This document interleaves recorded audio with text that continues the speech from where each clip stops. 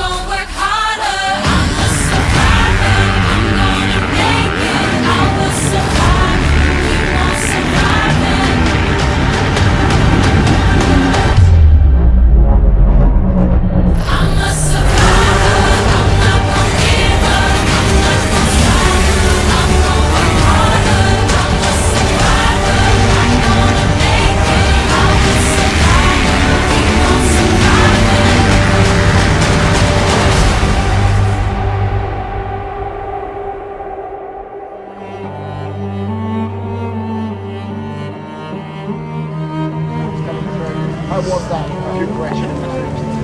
Yeah, no, that was a difficult time. That was look at that. Nice one.